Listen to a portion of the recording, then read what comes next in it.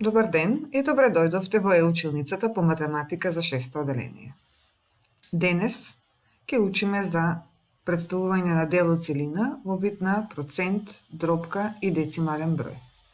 Наставна цел за оваа лекција ни е да видиме како се претварат проценти во дробка и децимален број, или како дробка ќе запишеме еквивалентно во процент и децимален број, и децимален број да го представиме во вид на дробка и процент.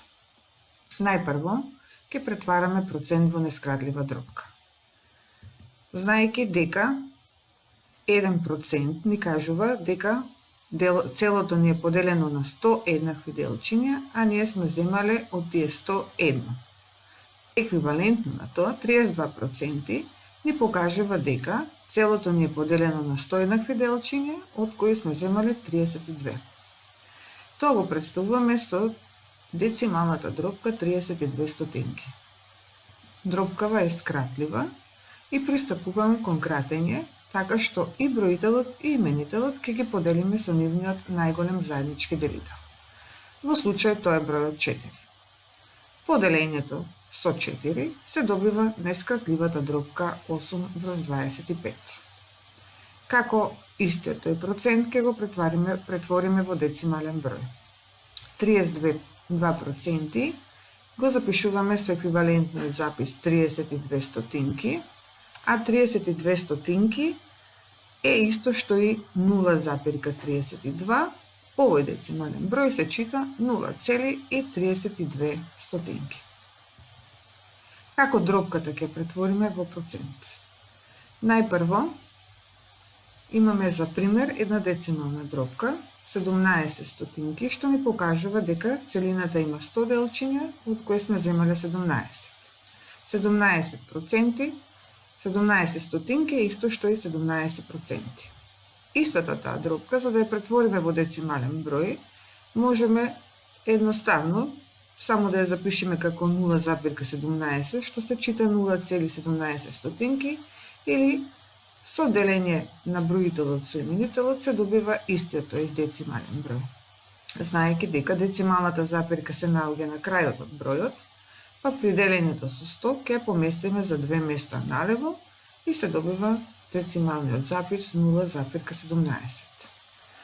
Дробката 3/5 ќе претвориме најпрво во процент. За да ја претвориме во процент, треба да видиме колку делчиња сме земале од вкупно 100 и затоа пристапуваме кон проширување на дробката со 20, со цел да добиеме децимална дробка со именител 100. Со добивањето на 60 стотинки, веќе фактички знаеме дека станува збор за 60%.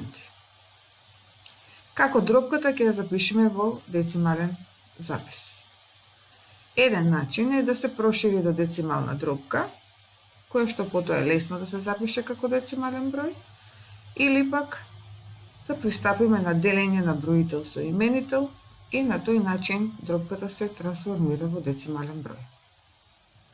Во следните два примери дадено ни е како можеме една дробка да ја запишеме и во децимален број и во процент.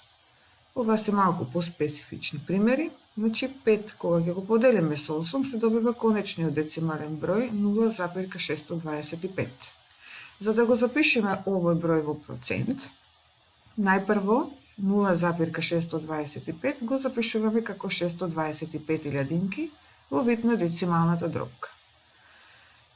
За да дојдеме до процент, треба да видиме колку делчиња сме земале од 100 и затоа истава оваа дробка ја кратиме со 10.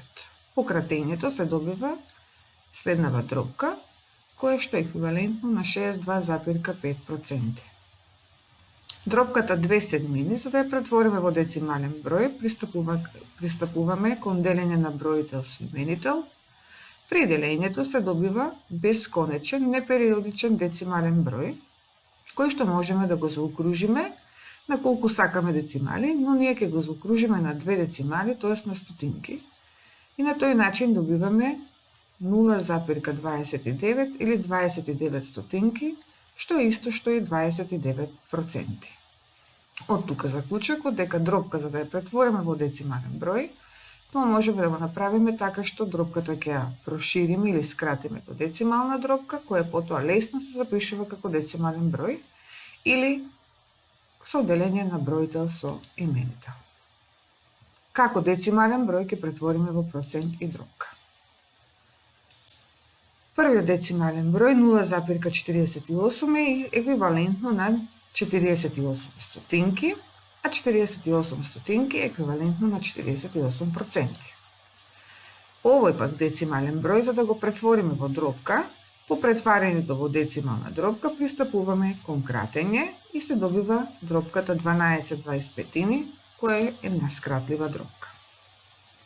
Еве уште еден децимален број со една децимала, 0,6 е исто што и 6 десетинки.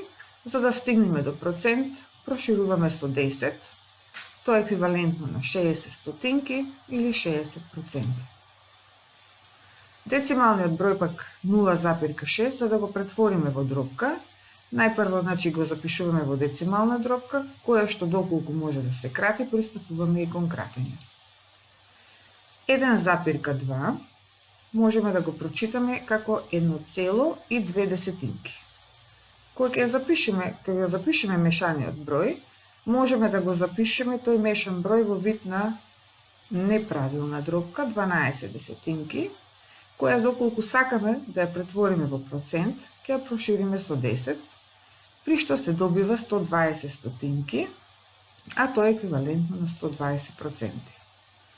Истиот тој децимален број, 1,2, го запишуваме во мешан број 1,2 десетинки, и со кратење се добива дробката мешаниот број 1,1.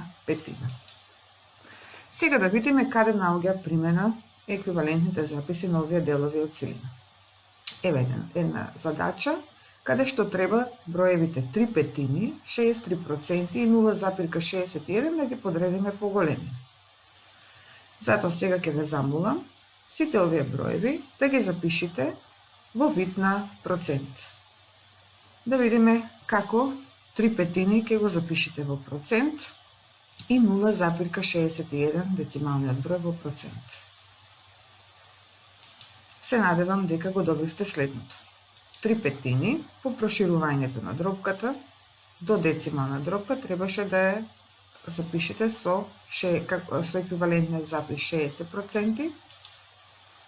И овде ни е представено тоа 60% во мрежа од квадратчиња. Еве овде се представени 63%, а 0,61 го представивме во мрежа од квадратчиња, каде што 0,61 е еквивалентно на 61%.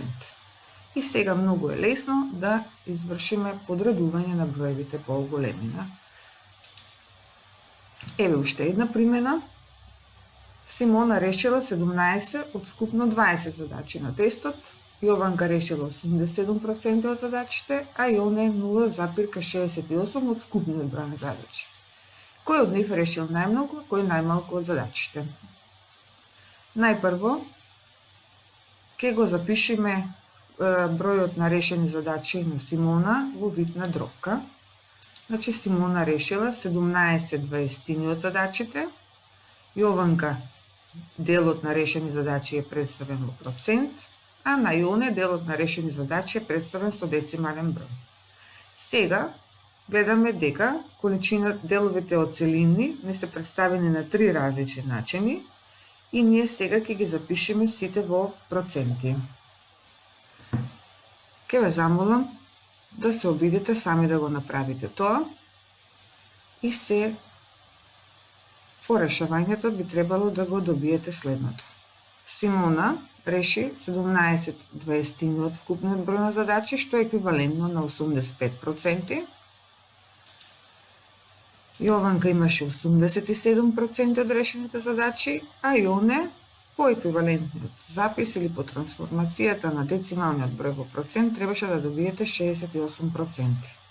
Сега е лесно да заклучиме дека Јованка решила најмногу, а Јоне најмалку од вкупниот број задачи во тестот. Ви благодарам за вниманието.